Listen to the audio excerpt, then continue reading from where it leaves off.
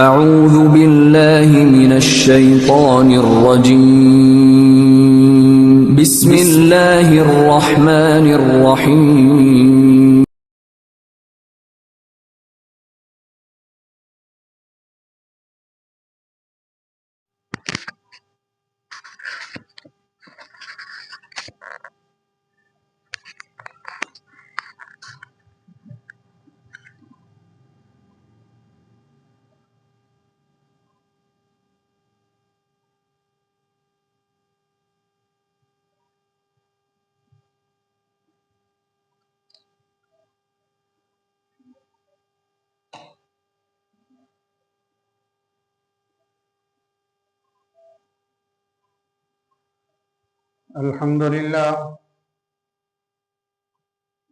الحمد لله نحمده ونستعينه ونستغفره ونؤمن به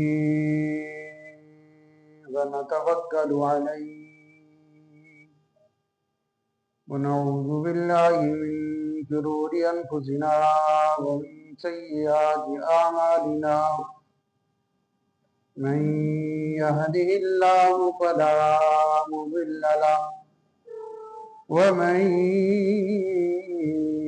يضلله فلا هادي له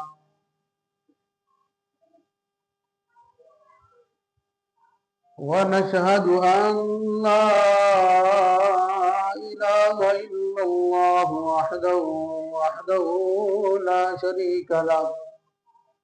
لا شريك له ولا وزير له ولا مشير له ولا معين له ونشهد أن سيدنا ومولانا محمد صلى الله عليه وسلم وصل على سيد الرسل وخاتم الأنبياء المبعوث إلى كافة للناس بشيرا ونذيرا وداعيا إلى الله بإذنه وسراجا منيرا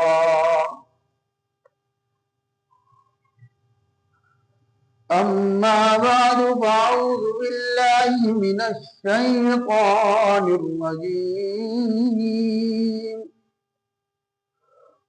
بسم الله الرحمن الرحيم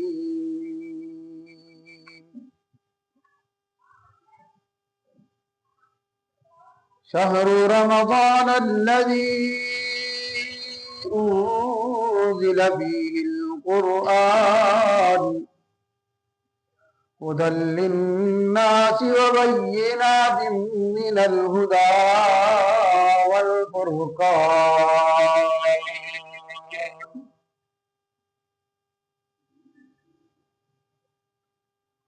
فقال الله تبارك وتعالى في موضع آخر أحل لكم ليلة الصيام الرفث إلى نسائكم هن لباس لكم وأنتم لباس لهن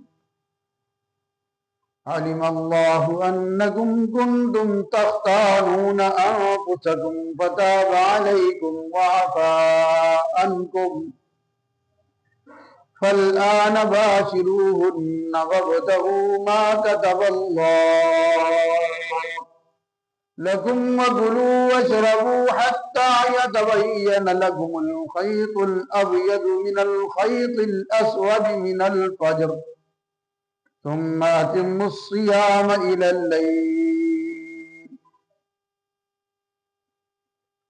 ولا تباشروهن وأنتم عاكفون في المساجد تلك حدود الله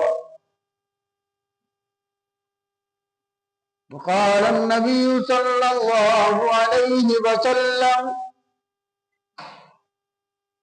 عن أبي عبيدة رضي الله تعالى عنه يقول الصيام جنة ما لم يخرقها. وقال النبي صلى الله عليه وسلم عن أبي هريرة رضي الله تعالى عنه رب صائم ليس له من صيامه إلا الجوع ورب قائم ليس له من قيامه إلا السحور. وعن أنس رضي الله تعالى عنه تسحروا فإن في السحور بركة. وقال النبي صلى الله عليه وسلم إن الله وملائكته يصلون على المتسحرين.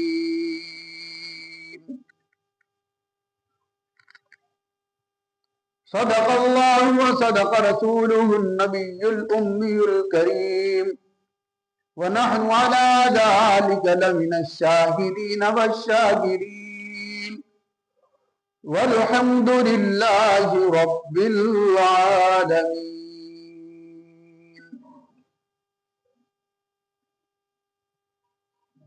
يا رب صل وسلم دائما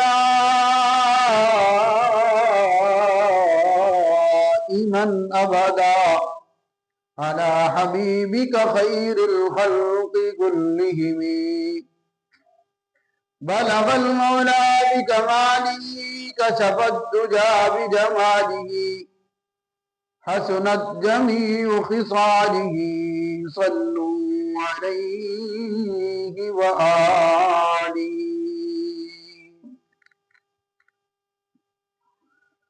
اللهم صل على محمد وعلى آل محمد كما صليت على إبراهيم وعلى آل إبراهيم إنك حميد مجيد. اللهم بارك على محمد وعلى آل محمد كما باركت على إبراهيم وعلى آل إبراهيم إنك حميد مجيد.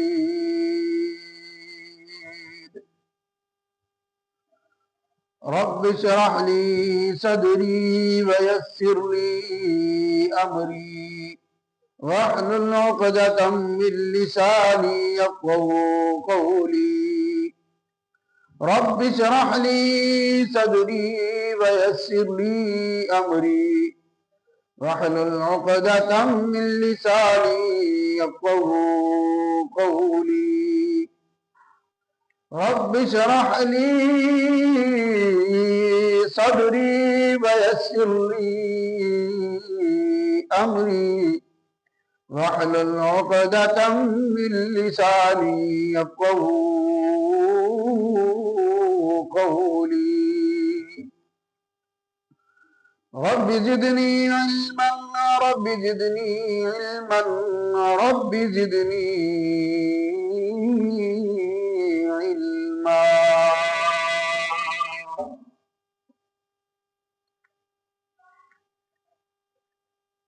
انتہائی واجب الاحترام قابل صد احترام امت مسلمہ کے غیرت مند جرت مند عزیز بھائیوں دوستوں بزرگوں،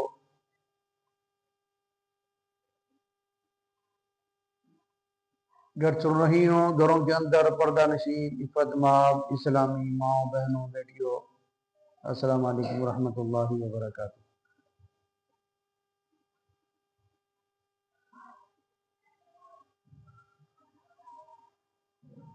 رمضان المبارک کا پہلا جمعہ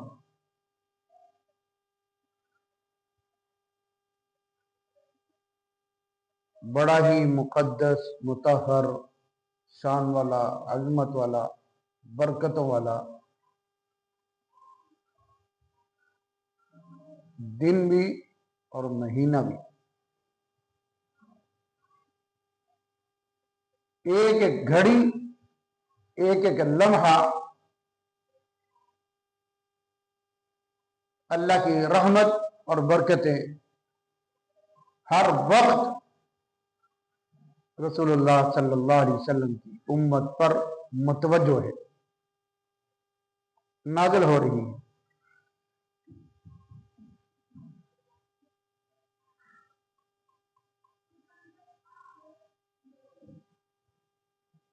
یہ اس لیے اتنا برکتوں والا مہینہ ہے، مہینے تو دوسرے بھی ہیں، دن تو اور بھی ہیں، گھڑیاں تو اور دنوں کے اندر بھی ہیں، لیکن اس مہینے کو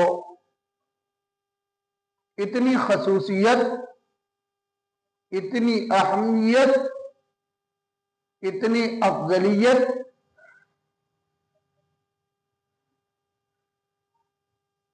کیوں عطا کی جا رہی ہے؟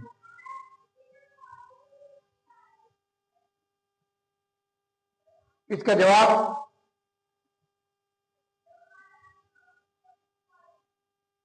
رب کائنات نے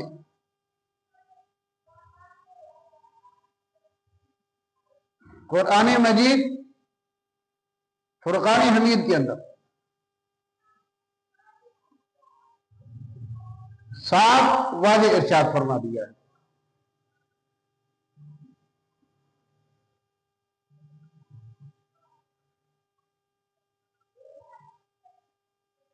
کہ روزے تو پہلوں پر بھی فرض تھے،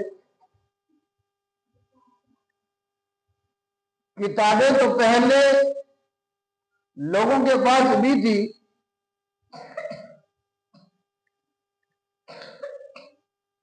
امتیں تو پہلے بھی موجود تھی، نبی تو پہلے بھی موجود تھے،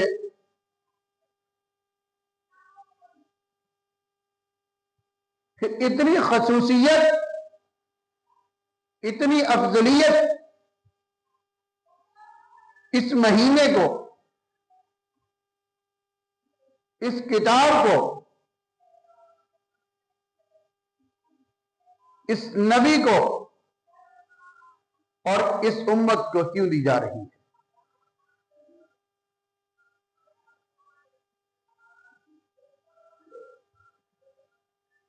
رب العالمین نے ارشاد فرمایا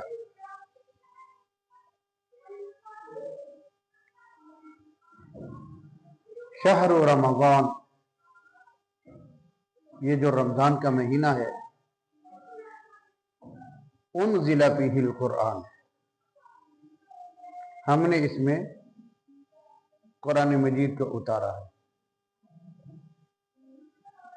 قرآن ہے کیا؟ فیہ ھدی للناس، لوگوں کے لیے، انسانوں کے لیے ہدایت۔ قرآن مجید کا تعارف، رمضان المبارک کا تعارف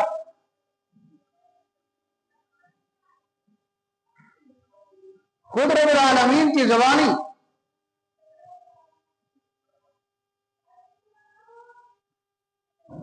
ارشاد فرمایا جا رہا ہے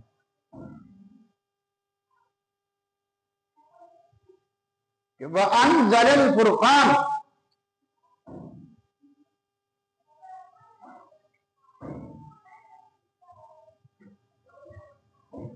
رمضان اور قرآن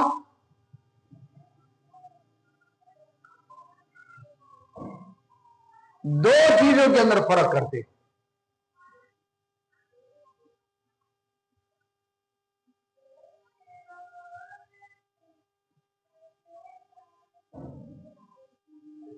ایک وہ بندہ ہے کہ سے اللہ رب العالمین محبت نہیں کرتا، اپنی رحمت کی نظر سے اس کی طرف نہیں دیکھتا،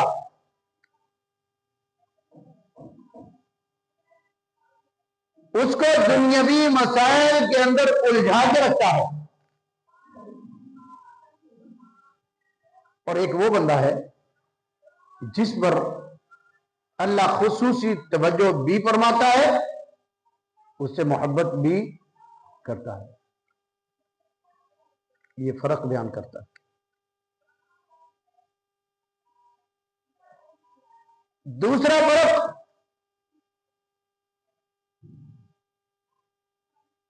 ایک صاحب قرآن ہے اور ایک وہ ہے جس نے کبھی قرآن کو ہاتھ میں لگا کر دیکھا.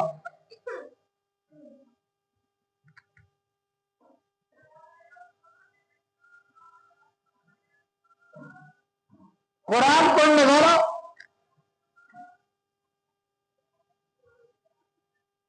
خوشبو کی طرح ہے.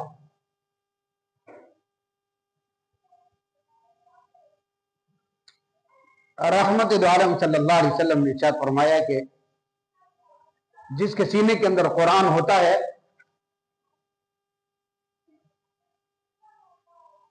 وہ ایسے ہے جیسے ایک شیشی عطر کی اوپر ڈھکن لگا دیا جائے وہ بند ہوتا ہے.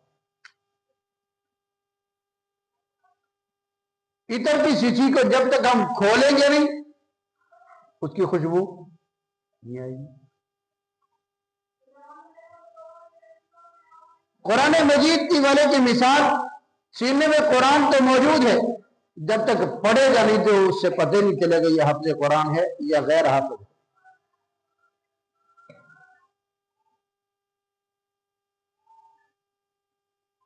پھر فرمایا یہ فرق ہے ایک روزے دار کا اور ایک غیر روزے دار کا.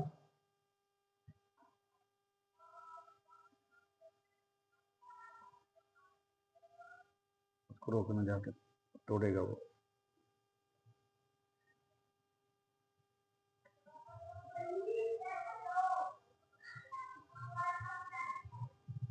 روزے دار اس طرح ہے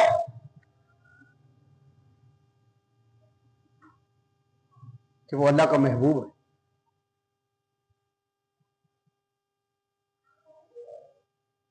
غیر روزے دار اس طرح ہے کہ اللہ اس کو اپنی رحمت کی نظر سے نہیں دیکھتا.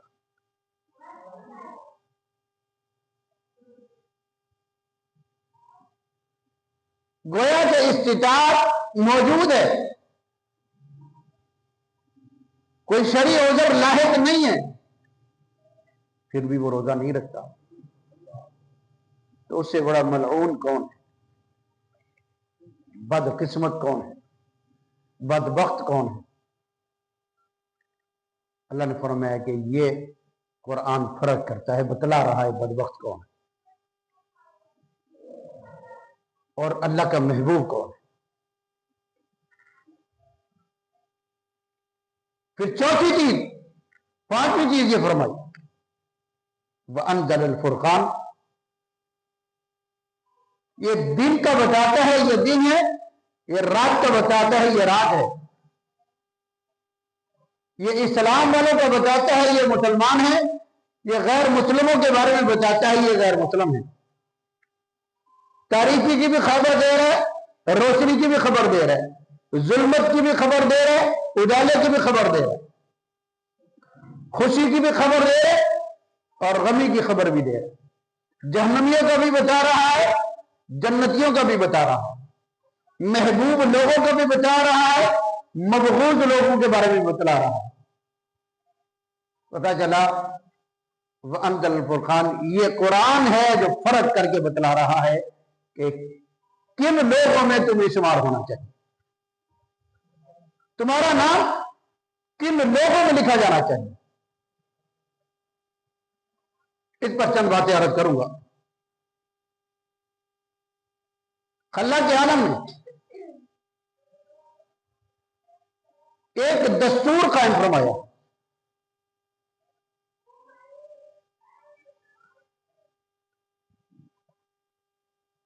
وہ فرمایا رحمت عالم صلی اللہ علیہ وسلم نے لَخَلُوفٌ فَمُ الصِّيَامِ اطیب عند اللہ من ریح المسک.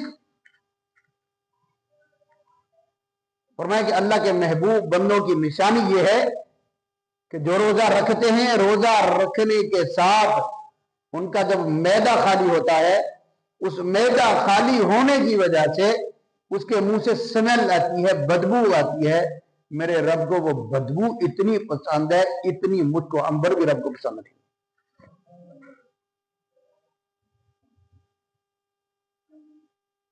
جس بندے کی برائی، خامی، کمزوری بھی رب کو پسند آ رہی ہے تو بندہ کتنا محبوب ہوگا رب کا،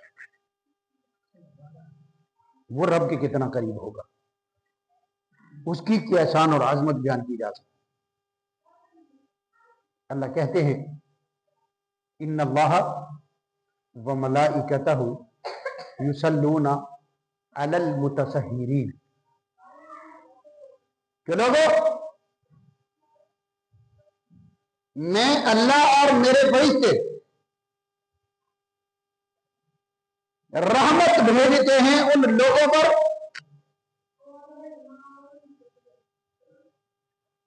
جو رمضان کا روزہ رکھنے کے لیے رات کو اٹھتے ہیں، قیام کرتے ہیں، پھر سحری کرتے ہیں.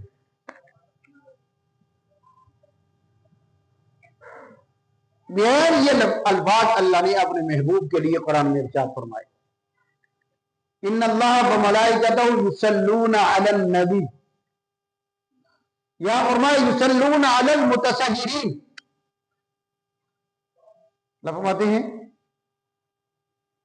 میں نماز بھی نہیں پڑھتا، میں روزہ بھی نہیں رکھتا، میں حج بھی نہیں کرتا، میں زکوٰۃ بھی نہیں دیتا، میں کوئی عبادت نہیں کرتا، لیکن یہ کام میں خود بھی کرتا ہوں، تم بھی کرو. اللہ کیا کام کرتے ہیں آپ؟ کیا کام کرتے ہیں؟ اللہ نے فرمایا کہ میں اپنے محبوب پر درود و سلام بھیجتا ہوں، تم بھی بھیجو، میرے فرشتے بھی بھیجیں، وہ بھی بھیجتے ہیں، تم بھی بھیجا کرو. اللہ کہتے ہیں کہ میں عبادت سے پاک ہوں، میں معبود ہوں جس کی عبادت کی جائے. تو عابد بنو، زاہد بنو، متقی بنو، پرہیزگار بنو، یہ تمہارے لیے ہے.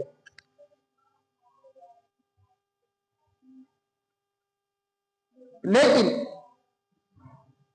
نماز تم اس لیے پڑھتے ہو کہ تمہیں جنت ملے گی.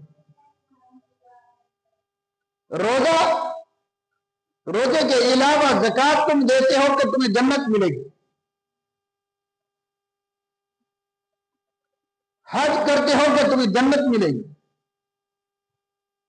لیکن رمضان المبارک کی جب باری آئی تو رب نے نظام بدل دیا. اس کے لیے جنت نہیں ہے، اس کے لیے روزے دار کے لیے جنت نہیں ہے. تو پھر کیا ہے؟ سارے کام ہم جنت کے لیے کر رہے ہیں تو پھر کیا ملے گا؟ الصوم لی وانا اجزی بہ. اللہ فرماتے ہیں روزہ میرے لیے ہے، باقی اعمال پر تمہیں جنت ملے گی، روزے پر تمہیں رب ملے گا. روزے پر کیا ملے گا؟ اللہ. تو جس کو اللہ مل جائے باقی ساری چیزیں نیچے ہیں، درجے میں کم ہے، فضیلت میں کم ہے، عظمت اور شان میں کم ہے. جس کو اللہ مل جائے سب کچھ مل گیا، اس کو ساری خدائی مل گئی. اللہ نے اعلان کیا ہے جب جنت میں بھیجوں گا تمہیں یوں جوڑی اٹھا کر مانگنا نہیں پڑے گا. وہاں جنت میں تمہیں کچھ مانگنا نہیں پڑے گا، تم ارادہ کرو گے سامنے ہوگا. جیسے میں کن فیکون کہہ دیتا ہوں تو چیز وجود میں آ جاتی ہے. فعال لما یرید، میرے ارادے کا نام وجود ہے. میں جس چیز کا ارادہ کرتا ہوں وہ چیز بن جاتی ہے. تو جنت کے اندر بھی اسی طرح ہوگا. تجھے میں یہ اختیار دوں گا، تو جو چاہے گا وہ بن جائے گا. اتنی فضیلت ہوئی رمضان کی. جنت میں بازار لگے گا، جمعے والے دن جمعہ بازار لگے گا. کہیں منگل بازار، کہیں بدھ بازار، کہیں ہفتہ بازار، لیکن جنت میں ایک بازار لگا کرے گا جمعے والے. اور بازار میں یہ ٹھیلے والے بیٹھے ہوں گے، تصویریں بیچ رہے ہوں گے، اور ایک سے بڑھ کر ایک تصویر وہاں دیکھے گا. کہے گا یار کتنا خوبصورت ہے، کاش اس جیسے میری بھی شکل ہو جاتی. وہ تصویر رکھے گا، اس کی شکل اس تصویر جیسی بن جائے گی اسی وقت. وہ کہے گا اللہ میرا انار کھانے کو دل کر رہا ہے. انار کی ٹہنی جہاں بھی ہوگی اس کے منہ کے سامنے آ جائے گی، توڑو اور کھا لو. سیب کھانے کو دل کر رہا ہے، ابھی دل میں ارادہ کیا ہے، ٹہنی سامنے آئے گی، کھا لو. وہ کھائے گا، وہ ٹہنی پھر واپس اس جگہ پر، پھر انار پکا ہوا لگ جائے گا. سیب اسی وقت وہاں پر پکا ہوا لگ جائے گا. کہے گے اللہ یہاں کے میں نے فلاں علاقے میں جانا ہے، یہ کہنا بھی نہیں پڑے گا کہ میں نے جانا ہے. اللہ فرماتے ہیں وہ وہاں اس کو ایک تخت دیا جائے گا، تخت. اس کو حکم کرے گا چل ادھر، وہ جہاں چاہے گا اس کو تخت اٹھا کر لے جائے گا. یہ تب ہے جب ہم روزہ رکھیں گے، جب ہم روزے کی قدر کریں گے. تو پہلی بات اللہ نے فرمائی کہ جب روزے دار روزہ رکھتا ہے، ان اللہ وملائکتہ یصلون علی المتسحرین، میں بھی اور میرے فرشتے بھی رحمت بھیجتے ہیں اس شخص پر جو صبح روزے کے لیے اٹھتے ہیں اور سحری کرتے ہیں. چاہے ایک گھونٹ پانی پی لے، چاہے ایک لقمہ کھا لے روٹی کا، وہ رحمت کا مستحق ہو گیا.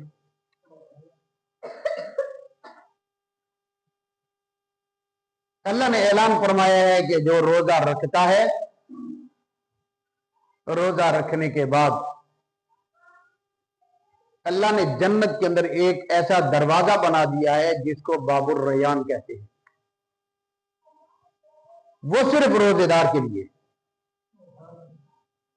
اس میں سے وہی شخص گزرے گا جو روزہ رکھتا ہے. جو روزہ نہیں رکھتا وہ اس سے گزر ہی نہیں سکے گا، وہ اس سے نہیں گزر سکے.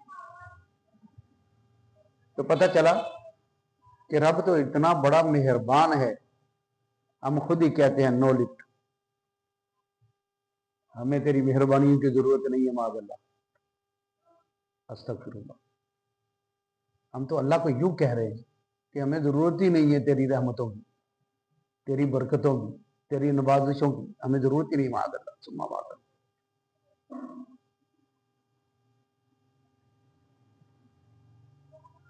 اللہ سحری کھانے والوں پر اتنی رحمت کر رہا ہے، اتنی رحمت کر رہا ہے. حضور صلی اللہ علیہ وسلم نے ارشاد فرمایا رمضان المبارک کے مہینے میں جتنی رحمتیں اللہ تعالی پوری دنیا میں تقسیم کرتا ہے اس سے کئی گنا زیادہ میری ذات پر اللہ رحمت بھیجتا ہے. میرے روزے پر 24 گھنٹے رحمت برستی رہتی ہے.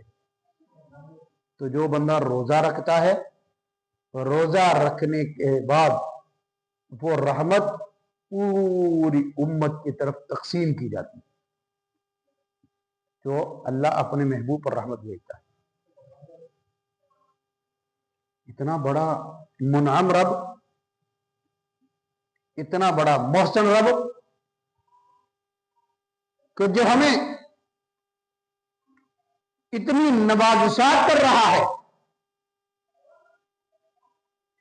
اتنی کرم اور جود و سخا کی بارش نازل کر رہا ہے، اور پھر ہم کہیں ہمیں چاہیے ہی نہیں. پتہ چلا جو یہ نظریہ رکھتا ہے وہ سب سے بڑا بدبخت اور شقی آدمی.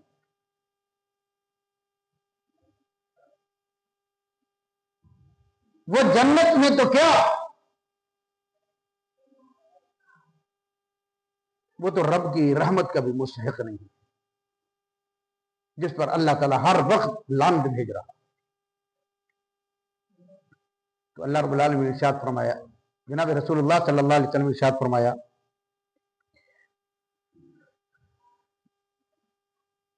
رب صائم لیس له فیہ من صیامہ الا الجوع ورب قائم لیس له من قیامہ الا السحور. بعض روزے دار ایسے ہیں جن کو سوائے بھوک کے اور کچھ نہیں میسر. روزہ تو رکھ لیتے ہیں، بھوک تو برداشت کر لیتے ہیں، پیاس تو برداشت کر لیتے ہیں، لیکن اس کا فائدہ ہی کوئی نہیں، اس کا کوئی فائدہ ہی نہیں. بعض قیام والے ایسے ہیں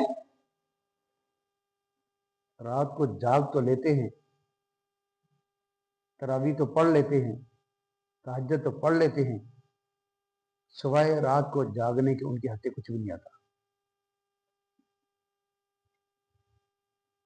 مطلب وہ جو رات کو اٹھتے ہیں تو لوگوں کو بتاتے ہیں، یار آج میں نہیں ارگاتا پڑی، آج میں اتنی دیر جاگا ہوں، دکان پہ بیٹھا سو رہا ہے، کیا ہوا ہے؟ یار رات ساری میں عبادت کرتا رہا تو نیند آ رہی ہے. اتنا کہنے پر اپنے ساری رات ضائع کر لی. اتنا کہنے پر اس نے کہہ دیا میں روزہ رکھا تھا، روزے کی وجہ سے اب مجھے بھوک لگ رہی ہے، روزہ لگ رہا ہے، میں نے تو صرف تھوڑی سی روٹی کھائی، تھوڑا سا پانی پیا تو روزہ رکھ لیا، یہ اپنا روزہ برباد کر دیا، روزہ ضائع ہو گیا. سوائے بھوکا پیاسا رہنے کا فائدہ ہی کوئی نہیں، رات کو کھڑا رہنے سے فائدہ ہی کوئی نہیں، رات کو عبادت کرنے کا کوئی فائدہ نہیں. عبادت کرنی آسان ہے، اس کو سنبھالنا مشکل ہے. نیکی کرنی آسان ہے، اس کو باقی رکھنا بہت مشکل ہے. جگہ جگہ ڈنڈورا پیٹتے ہیں، بتاتے رہتے ہیں. فرمایا الصیام جنت ما لم یخرقها،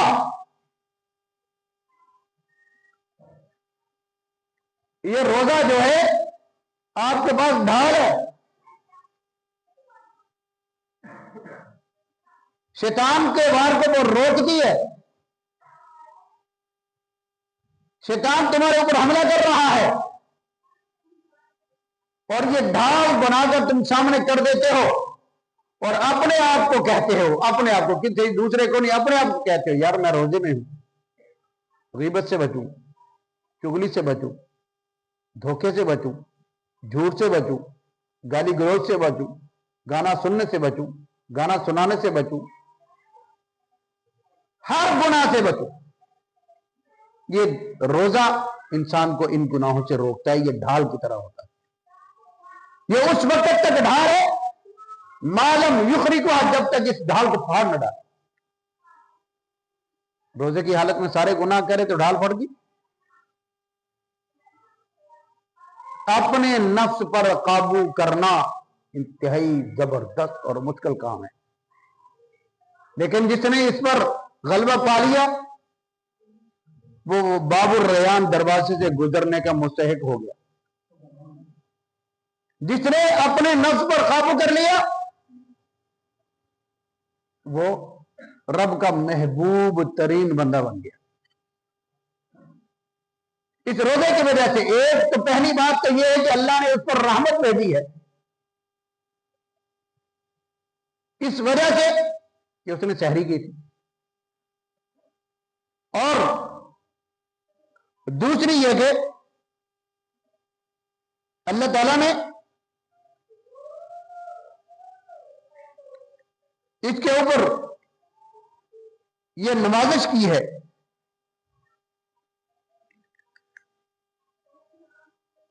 کہ اس کے بھوکے رہنے کی وجہ سے اس کے منہ سے جو بدبو آتی ہے دوسرے لوگ بھی کہتے ہیں یار مسواک کر لیا کر، تو خوشبو لگا لیا کر، منہ سے سمیل آتی ہے۔ ایک بات ذہن میں رکھیں، جب کسی شخص کو کسی شخص سے پیار ہو جاتا ہے، محبت ہو جاتی ہے، تو اس کی غلطی بھی، اس کی خامی بھی نظر نہیں آتی۔ وہ کیا کہتے ہیں، یار تم میری نظر نہ دیکھ، تینوں کیوں بتایا ہوگا جی خوبیاں چیزیں، تجھے کیا پتا ہو اس کی کیا کوالٹی ہے۔ اس کی ہر خامی بھی اس کو اچھی لگتی ہے۔ بدبو ظاہری طور پر بری چیز ہے۔ میدا خالی رکھنے کی وجہ سے، میدا آپ نے رکھا کس وجہ سے خالی ہے؟ گن پوائنٹ پر کسی نے تمہیں کہا ہے کہ یہ روزہ رکھو بھوکے رہو؟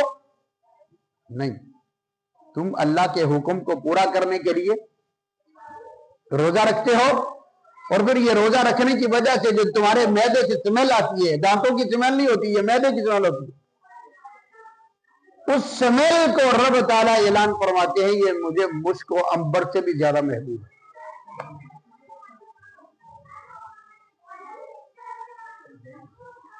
اب آپ نے روزہ تو رکھ لیا،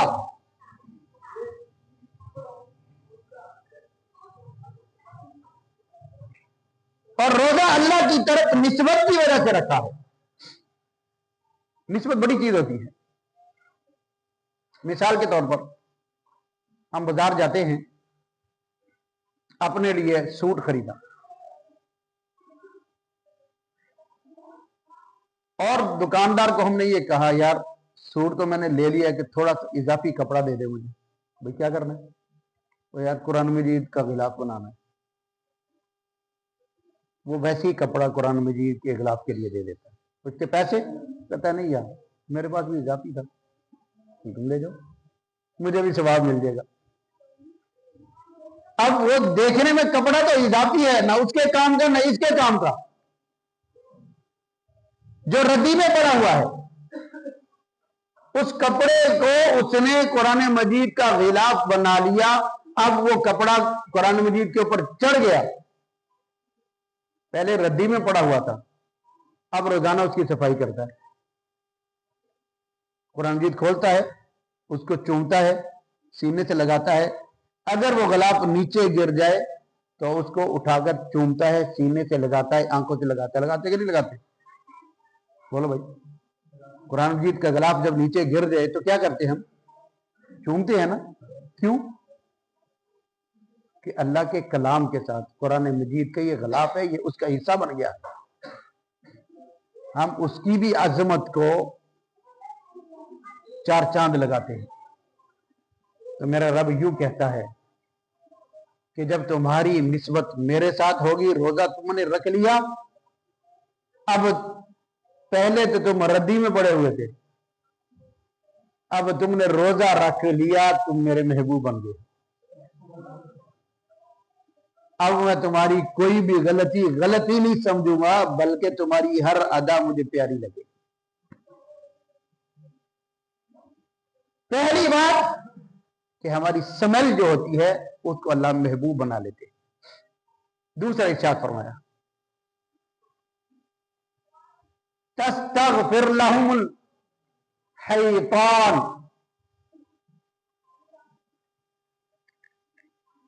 فرمایا کہ حتی یفطروا، دوسرا کام یہ ہوتا ہے کہ اللہ رب العالمین پانی کی مخلوق مچھلیوں کو حکم دیتا ہے کہ میرے بندے نے روزہ رکھا ہے، تم اس کے لیے مغفرت کی دعا کرتے رہو جب تک کہ یہ روزہ افطار نہ کر لے۔ یہ سب سے نیچے والی مخلوق ہے، یعنی انتہا ہے. انتہا سے شروع کرو، آسمان سے اللہ کا عرش، اللہ کے عرش سے لے کر تحت الثری تک ہر مخلوق روزے دار کے لیے دعا مغفرت کرتی ہے. یار اتنا بڑا انعام اللہ ہمیں دے رہا ہے، ہمارے لیے مغفرت کی دعا کر رہا ہے. ہم اپنی معافی مانگنے کے لیے کبھی کس کے در پہ جاتے ہیں، کبھی کس کے در پہ جاتے ہیں، کبھی کس سے بھیک مانگتے. تم روزہ رکھ لو، اس کا حق ادا کر دو، ہر چیز تمہارے لیے دعا کرے. اور پھر ان کی دعا پر اللہ کے فرشتے آمین کہتے ہیں. کون کہتا ہے آمین؟ جس نے کبھی گناہ ہی نہیں کیا. تو جو تمہاری دعا پر معصوم مخلوق جو گناہ نہ کرنے والی آمین کہے، وہ دعا کی قبولیت میں کوئی شک رہ جاتا ہے؟ وہ اللہ کے عرش کے پاس پہنچے. اور اللہ فرماتے ہیں 24 گھنٹوں کے اندر کوئی ایک گھڑی ایسی نہیں کہ میں روزے دار مجھ سے دعا کرے میں اس کی دعا قبول نہ کروں. پھر فرمایا کہ 2 موقع تو ایسے ہیں یہ تو کبھی بھی تم نے ضائع نہیں کرنے، کہ جب تم سحری کر رہے ہو اس وقت جو مانگو گے میں دوں گا، اور جب تمہارے سامنے دسترخوان لگا ہو، قسم قسم کے کھانے لگے ہوں، اور بھوک اتنی لگی ہو کہ جب شکاری شکار کی طرف لپکتا ہے، کب لپکتا ہے؟ جب بھوکا مر رہا ہو. تو اس وقت شکار کرنے کا مزہ ہی کچھ اور ہوتا ہے. سامنے موجود ہے، شکار موجود ہے اور شکار نہیں کر رہا. پوچھا کیوں بھائی؟ یار میرا موڈ ہی نہیں ہے. ایک تو یہ، دوسرا یہ کہتا ہے یار مجھے کسی نے روکا ہوا ہے کہ میں شکار نہیں کرنا چاہتا. کیوں بھائی؟ بھائی اللہ کا حکم ہے کہ تو نے کھانا نہیں ہے جب تک میں نہ کہوں، تو نے پینا نہیں ہے جب تک میں نہ کہوں، تم نے ہاتھ نہیں بڑھانا، سب کچھ موجود ہے. اگر وہ کھانا شروع کر دے کوئی روکے گا اس کو روک سکتا ہے؟ بھئی خود ہی دسترخوان لگایا ہے، خود ہی قسم قسم کے کھانے رکھے ہیں، طرح طرح کے مشروب پینے کے لیے رکھے ہیں، اور پھر وہ کھا ہی نہیں سکتا، اس کی طرف ہاتھ نہیں بڑھا سکتا. انتظار کر رہا ہے کہ کب مؤذن اذان دے اور میں کھجور کھاؤں، دودھ پیوں، پانی پیوں. اس انتظار پر اللہ فرماتے جو مجھ سے مانگے گا میں دے دوں، میں انکار نہیں کروں. لیکن ہم بدقسمتی سے کھانے کی طرف تو لپکتے ہیں، دعا کی طرف آتے ہی نہیں. اس وقت دعا کرنی چاہیے، رب سے مانگنا چاہیے. کوئی کھانا اٹھا کر نہیں لے دے گا. رب نے وہ جو تجھے گھڑی دی ہے وہ نکل جائے گی، دوبارہ نہیں ملے گی. اس گھڑی کو قیمتی بنا لے. اپنے لیے دعا کر، اپنے رشتہ داروں کے لیے دعا کر، اپنے ماں باپ بہن بھائیوں کے لیے دعا کر، عزیز و اقربا کے لیے، محلے والوں کے لیے، مسلمانوں کے لیے دعا کر. اللہ تیری دعا کو رد ہی نہیں کرے گا. اور تیسرا کام، اس رمضان کی برکت سے اللہ رب العالمین نے ارشاد فرمایا کہ اس رمضان کی برکت سے میں شیاطین کو قید کر دیتا ہوں، کوئی شیطان تمہیں گناہ کی طرف نہیں لا سکتا جب تک کہ تم خود نہ جاؤ. شیطانوں کو قید کر کے سمندروں کے اندر پھینک دیتا ہوں. لیکن یہاں المیہ یہ ہے، شیطان وہاں جاتا ہے جہاں گناہ کم ہو رہے ہوں یا گناہ نہ ہو رہے ہوں، لیکن یہاں تو آنے کا اس کو فائدہ ہی نہیں. ہم دکان وہاں لگاتے ہیں، گاڑی وہاں کھڑی کرتے ہیں جہاں سواری کا آنے کا زیادہ چانس ہو. رائڈ والے دکانداری وہاں لگاتے ہیں جہاں گاہک زیادہ آتے ہیں. ہماری صورتحال یہی ہے.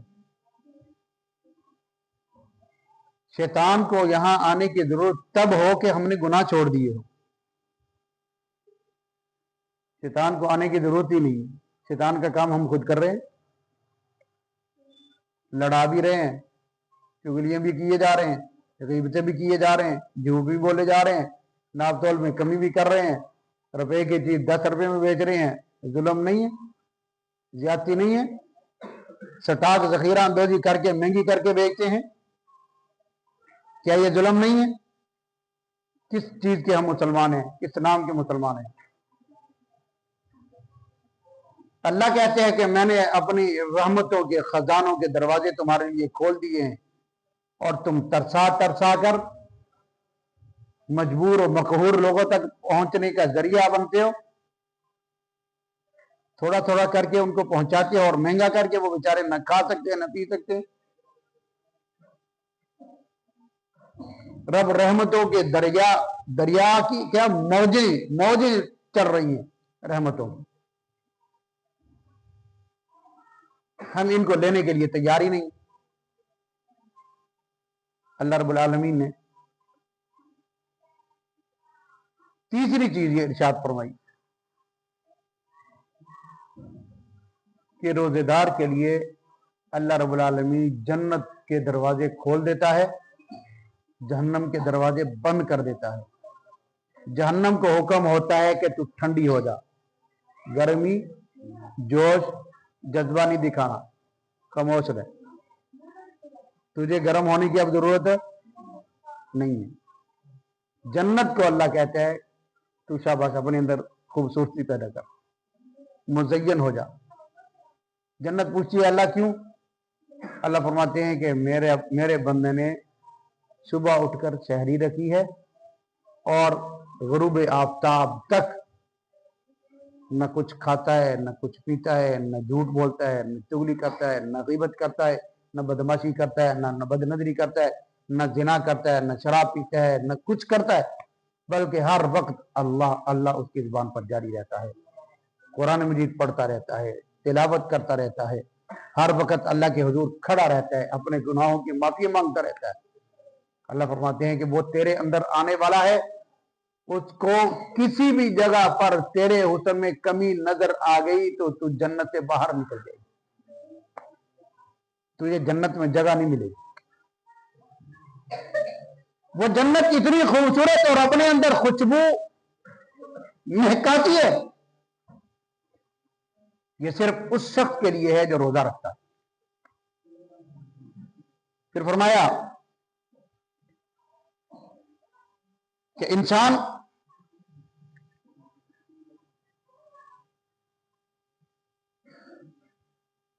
روزہ نہ رکھے, اس سے بڑا بدبخت کوئی نہیں ہے. جناب رسول اللہ صلی اللہ علیہ وسلم نے مسجد کے اندر داخل ہوئے تو منبر پر چڑھنے لگے تو چڑھتے دوران ہی حضرت جبرائیل علیہ السلام تشریف لے آئے. تو آپ نے یوں آواز لگائی احضر المنبر, لوگوں منبر کے قریب ہو جاؤ, یعنی میرے قریب ہو جاؤ.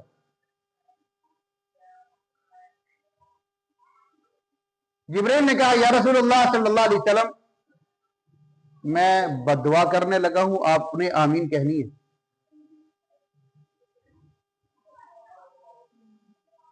میرے آقا صلی اللہ علیہ وسلم نے کبھی کسی کے لیے بددعا نہیں کی.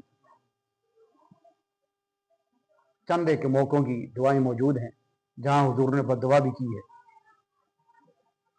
لیکن جب اپنی ذات کی باری آئی حضور کو جادوگر کہا کہ آپ نے بددعا نہیں کی. آپ صلی اللہ علیہ وسلم کے گلے میں کپڑا ڈال کر بل دے کر آپ کے گلے کو دبایا گیا, گھسیٹا گیا, آپ نے بددعا نہیں دی. آپ کے اوپر اونٹ کی اوجڑی پھینکی گئی, آپ نے بددعا نہیں کی. راستے میں کانٹے بچھائے گئے, آپ نے بددعا نہیں کی. طائف کے اندر پتھر مار مار کر لہو لہان کر دیا گیا، آپ نے بددعا نہیں کی، لیکن آج منبر پر چڑھتے ہوئے آمین کہہ رہے ہیں کس بات پر؟ بددعا پر۔ دعا اللہ رب العالمین نے ارشاد فرمائی کہ جبرائیل جاؤ میرے محبوب کو کہو آمین کہیں گے، یہ اللہ کی طرف سے حکم ہے۔ فرمایا جبرائیل نے بددعا کی، پہلی بددعا، تباہ و برباد ہو جائے، ہلاک ہو جائے وہ شخص جس نے رمضان المبارک کا مہینہ بھی پایا اور روزہ نہ رکھا۔ اور میں نے کہا آمین۔ رمضان المبارک کا مہینہ بھی پایا اور اس کا احترام نہ کیا، حلال کو حلال نہ سمجھا، حرام کو حرام نہ سمجھا، میں کہ وہ ہلاک اور تباہ برباد ہو جائے۔ دوسری بددعا، دوسرے منبر پر دوسری سیڑھی پر چڑھے، پھر جبرائیل علیہ السلام نے دوسری بددعا کی، فرمایا تباہ و برباد ہو جائے وہ شخص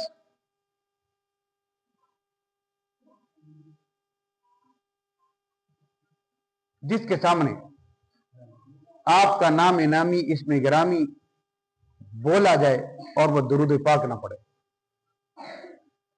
صلی اللہ علیہ وسلم۔ جب حضور کا نام آئے تو بولو صلی اللہ علیہ وسلم کہنا چاہیے۔ جس کے سامنے حضور صلی اللہ علیہ وسلم کا نام لیا جائے اور وہ صلی اللہ علیہ وسلم نہ کہے تو اس سے بڑا ذلیل اور کمینہ بدبخت بدقسمت اور کوئی نہیں۔ فرمایا کہ ہلاک ہو جائے وہ شخص، برباد ہو جائے کہ آپ کا نام لیا جا رہا ہے اور آپ نے امت کی خاطر کون سی تکلیفیں برداشت نہیں کی؟ آپ کو کس چیز کی کمی تھی؟ ساری کائنات تو میں نے آپ کی وجہ سے بنائی تھی، اور آپ نے امت کی خاطر جادوگر کے ہروایا، امت کی خاطر گلے میں رسا ڈلوایا، امت کی خاطر آپ کے راستے میں کانٹے بچھائے گئے، امت کی خاطر آپ کو چہرے پر تھپڑ لگے، امت کی خاطر آپ کے چہرے پر خود گھسی زخمی ہوئے، امت کی خاطر آپ نے دندان مبارک کو شہید کروایا، اس امت کی خاطر تاج کے اندر لہولوہان ہوئے، امت کی خاطر مکہ چھوڑ کر مدینہ جانا پڑا۔ آپ کہتے تو میں احد پہاڑ کو سونا بنا دیتا، اشارہ کرتے میں نے چاند کے 2 ٹکڑے کر دیا، اشارہ کرتے درخت آپ کے قدموں میں آیا، مرا ہوا جانور آپ کا کلمہ شہادت پڑھ رہا تھا۔ آپ دعا کرتے ہیں ابو ہریرہ بعد میں پہنچتا ہے، دعا آپ کی پہلے پہنچ جاتی ہے، اور آپ کا نام لیا جا رہا ہے، وہ صلی اللہ علیہ وسلم نہیں کہتا۔ اس سے بڑا خبیث اور بدبخت اور کون ہو سکتا ہے؟ جناب رسول اللہ صلی اللہ علیہ وسلم کی ذات کا یہ حق ہے کہ آپ کا نام آئے تو محبت کے ساتھ میں صلی اللہ علیہ وسلم کہنا چاہیے۔ تیسری بددعا، فرمایا اللہ کے محبوب ہلاک ہو جائے، تباہ و برباد ہو جائے وہ شخص جس کے بوڑھے والدین موجود ہوں اور ان کی خدمت نہ کرے۔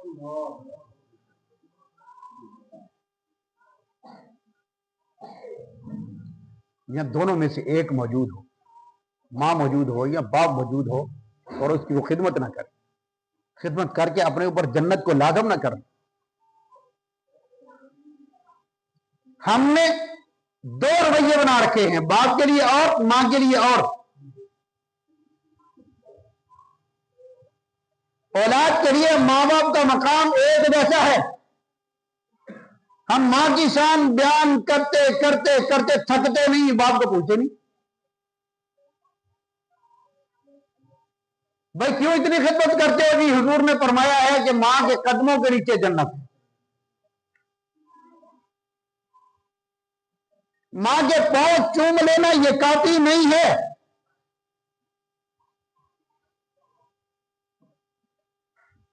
ماں کو صرف کپڑے پہنا دینا سال میں 1 دفعہ یہ کافی نہیں ہے،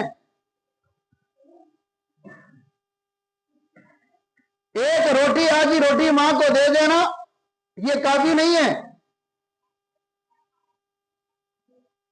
ذرا متبادل سوچ، تیری ماں نے تیرے لیے کون سے جتن نہیں کیے؟ جب تجھے اس نے پیدا کیا اس وقت کی تکلیف پر میرے رب نے جنت کا اعلان فرمایا تھا، اے ماں اگر تو اپنے بیٹے کو پیدا کرتے وقت مر گئی، تیرا حساب نہیں لوں گا، بغیر حساب کتاب کے تجھے جنت میں داخل کر دوں گا۔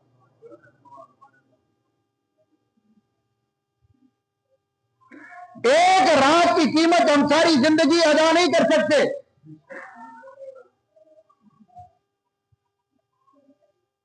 المیہ یہ ہے کہ ہم نے صرف ذمہ داری یہی سمجھی ہے کہ سال بعد کپڑے لے دیے، جیب خرچ دے دیا 200-400 روپیہ، لو ہاں جی۔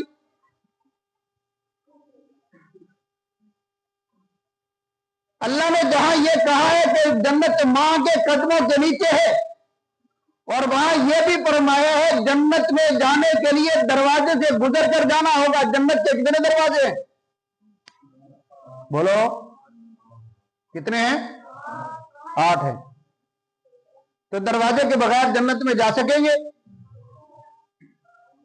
اوپر سے نازل ہوں گے ہم، دروازے سے گزرنا ہے نا۔ حضور نے فرمایا جس جنت میں تم جانا چاہتے ہو اس جنت کا دروازہ تمہارا باپ ہے۔ تو تم باپ کو نافرمان، سارا دن وہ کماتا ہے، کیسے کماتا ہے کبھی سوچا؟ کیسے پالا ہے اس نے تمہیں؟ کیسے جوان کیا ہے؟ کیسے پڑھایا ہے تمہیں؟ رمضان کا روزہ بھی نہ رکھے، حضور پر درود پاک بھی نہ پڑھیں، اور ماں باپ کی فرمانبرداری بھی نہ کریں، تو پھر جنت میں کیسے؟ کون لے جائے گا تمہیں جنت میں؟ کون سا آرا ہے تمہارے پاس جنت میں جانے کا؟ کون سی سفارش ہے تمہارے پاس جنت میں جانے کی؟ کوئی نہیں ہے۔ یہ ذہن سے نکال دیں۔ روزہ رمضان بھی آئے اور روزہ نہ رکھے، پھر روزہ رکھنے کے بعد اس کی شرائط کو پورا نہ کریں، جھوٹ بھی نہ چھوڑیں، غیبت بھی نہ چھوڑیں، چغلی بھی نہ چھوڑیں، گانا سننا اور سنانا بھی نہ چھوڑیں، اور پھر ناپ تول میں کمی بھی کریں، قسمیں اٹھا کر سودا بیچیں، اور پھر 2 نمبر چیز کو 1 نمبر کر کے بیچیں، اور پھر کہیں جنت میں چلے جائیں گے۔ یہ خیال است و محال است و جنون، یہ پھر خیال ہی ہے۔ زندہ رہنے کے لیے غالب گمان ہی اچھا ہے، پھر یہ گمان ہی رکھو گے جنت نہیں مل سکے گی۔ ایک دودھ کا دیگچہ تیرے پاس پڑا ہوا ہے، اور اس دودھ کے دیگچے کے اندر ایک قطرہ پیشاب کا ملا دیا جائے، بتاؤ وہ دودھ پاک رہے گا؟ بولو وہ دودھ پینے کے قابل رہے گا؟ کیوں؟ سارا دودھ ہے، تھوڑے سے ایک قطرے سے کیا بنتا ہے؟ پیشاب کا ایک قطرہ دودھ کے اندر ملا لیا جائے، کیا وہ دودھ پینے کو دل کرے گا؟ بیان ایسے ہی سارا دن تم نے کمائی کی ہے، 1000 روپے کی دیہڑی لگائی ہے، 2000 کی دیہڑی لگائی ہے، اس میں ذرا بھی آپ نے غلطی کر لی، مالک کا حق مار دیا، کام کرنے میں غفلت اختیار کر لی، حرام طریقے سے لے لیا، وہ 2000 روپے کے اندر ایسے ہی ہے جیسے دودھ کے اندر ایک قطرہ تم نے پیشاب کا ملا لیا، سارے دن کی کمائی برباد ہو گئی۔ اور پھر جب ہم حرام کھائیں گے، رحمت دو عالم صلی اللہ علیہ وسلم نے ارشاد فرمایا حرام کھانے والے ہر وقت رب رب رب کرتے، اللہم یا رب اللہم یا رب، ملتزم کے ساتھ چمٹے ہوئے ہیں، بیت اللہ کا طواف کرتے کرتے رب سے مانگتے ہیں، تھکتے نہیں، ان کا رب رب کہنا کسی کام کا نہیں ہے۔ ان کا کھانا بھی حرام کا، ان کا پینا بھی حرام کا، ان کا پہننا بھی حرام کا، ان کا بولنا بھی حرام کا، ان کا سننا بھی حرام، ان کے تمام ذرائع زندگی کے 24 گھنٹے کی زندگی حرام کاموں میں گزر رہی ہے، اور پھر کہتا ہے کہ میں جنت میں چلا جاؤں گا۔ ایسا نہیں ہے۔ بدلو اپنے آپ کو۔ مجھ سمیت ہر بندے کے اندر یہ کمزوری اور خامی پائی جاتی ہے۔ ہم سب کے لیے یہ لمحہ فکریہ ہے۔ یہ رمضان المبارک نے ہمیں ایک درس دیا ہے، ایک تعلیم دی ہے، اور جنت میں جانے کا بہترین ذریعہ بتلایا ہے، رب سے لینے کا بہترین طریقہ اور ذریعہ ہے۔ ہم کیا کرتے ہیں؟ ذرا سا بیمار ہوا جو تھوڑا سا خدا خوفی رکھتا ہے کیا کرتا ہے؟ روزے کا فدیہ دے دیتا ہے. فدیہ نہیں ہوتا. عورت حاملہ ہوتی ہے, پریگننسی کے دوران روزے نہیں رکھتی, وہ اپنا فدیہ دے دیتی ہے. نہیں ہوتا فدیہ. کب فدیہ دینا چاہیے؟ کس کا فدیہ ہوتا ہے؟ کبھی کسی نے یہ مسئلہ پوچھا؟ ضرورت ہی کبھی پیش نہیں آئی. پوچھ کے پھنسنا ہی ہے.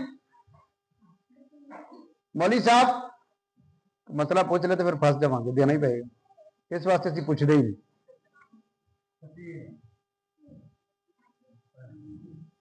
کیا مسلمانی ہے ہماری ہے. فرمایا کہ جو دائمی مریض ہے جس کو ڈاکٹروں نے جواب دے دیا صحیح نہیں ہو سکتا, صحیح نہیں ہو سکتا, اس کے روزے کا فدیہ ہے. اس کے علاوہ ہر بیمار کا فدیہ بوڑھا بندہ فدیہ دے سکتا ہے جو روزہ نہیں رکھ سکتا, برداشت نہیں کر سکتا. اب اس نے جوان تو ہونا نہیں. کبھی بوڑھا جوان ہوا ہے؟ بیمار صحیح ہو سکتا ہے, مہینے کے لیے ہوا, 2 مہینے کے لیے ہوا, 3 مہینے کے لیے ہوا, ڈاکٹر کا اس کا علاج ہے, وہ فدیہ نہیں دے سکتا. وہ 3 مہینے کے روزے رکھے گا بیماری کے. وہ 3 مہینے کے اس کو روزے رکھنے پڑیں گے. تیرے ماں باپ مر گئے ہیں, کتنے مہینوں کے روزے نہیں رکھے انہوں نے, کتنے سالوں کے روزے نہیں رکھے, بتاؤ. تو والدین سے محبت کرتا ہے, زندگی میں کبھی تُو نے پانی نہیں پوچھا, جب مرتا ہے تو دے گے تو سب سے پہلے چڑھا کر 2 لوگوں کو بتاتا ہے بڑا فرما بردار تھا ماں باپ کا. زندگی میں کبھی پانی نہیں پوچھا تھا, کبھی دوائی نہیں لے کر آیا تھا, کبھی اس کو ہاسپٹل نہیں لے کے گیا تھا. آج مرنے کے بعد بتا رہا ہے کہ میرا باپ مر گیا, مجھ سے بڑا کوئی دکھی اور پریشان کوئی نہیں ہے. نہیں بھائی, ایسا نہیں. ہمارے اندر المیہ یہ ہے کہ ہم جانے کے بعد بندے کی قدر کرتے ہیں, زندگی میں اس کو پوچھتے نہیں.